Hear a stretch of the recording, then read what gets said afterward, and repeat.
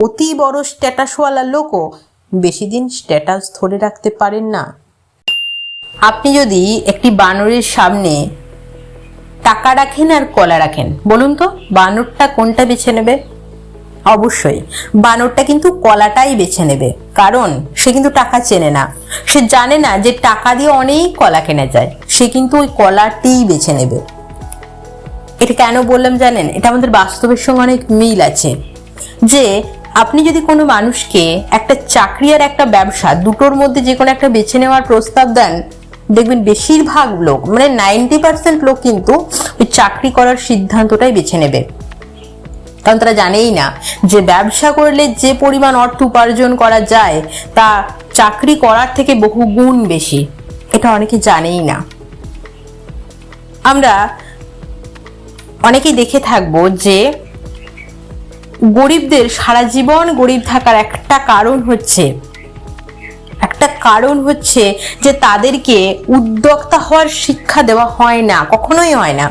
আমরা স্কুলে পড়ি, আমাদের অনেকটা সময় স্কুলে সময় ব্যয় করি, অনেকটা সময় আমরা স্কুলে ব্যয় করি, আর সেখানে যেটা শেখায় তা হলো নিজের জন্য কাজ করতে হবে না, অন্যের জন্য কাজ করো, বেতন নাও। এই শিক্ষাটাই আমরা ছোট থেকে পেয়ে আসছি। বাস্তবে চাকরি করার থেকে ভালো জিনিস আমাদের আর কিছু নেই, এটা আমাদের মনেতে আমাদের চলে আসছে। চাকরির মতো ভালো জিনিস আর কিছুতেই নেই।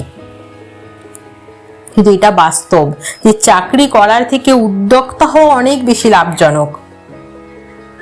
কারণ বেতন মানুষকে শুধুমাত্র খেয়ে পড়ে বেঁচে থাকার নিশ্চয়তা দেয়, আর একটা সফল ব্যবসা মানুষের ভাগ্যটাকেই বদলে দেয়।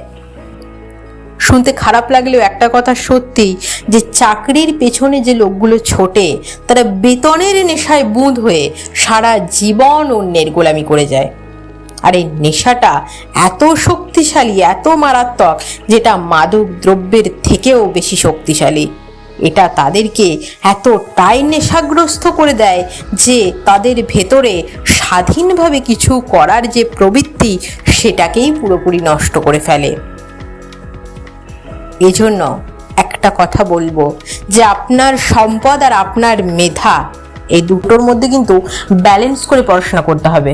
হাতে কলমে কাজ, কারিগরি জ্ঞান, ছোটখাটো উদ্যোগ সবকিছুতে অভ্যস্ত হন।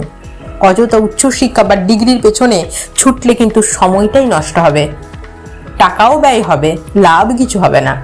জীবনের 25-30 বছর যদি কেবল বই পড়ে পার করে দেন, তাহলে অফিস ওয়ার্ক ছাড়া অন্য কিছুতে ততটা এলিজিবল আপনি নাও হতে পারেন। তাই স্কুল কলেজের গণ্ডি পেরোনোর সাথে সাথে সুনির্দিষ্ট গোল সেট করে নেন। স্ট্যাটাস মেনটেন করার জন্য চাকরির দিকে ঝুঁকবেন না। মনে রাখবেন, টাকা হলে স্ট্যাটাস এমনিই হবে। বাস্তবতা হলো পকেটে টাকা না থাকলে অতি বড় স্ট্যাটাসওয়ালা লোকও বেশি দিন স্ট্যাটাস ধরে রাখতে পারেন না।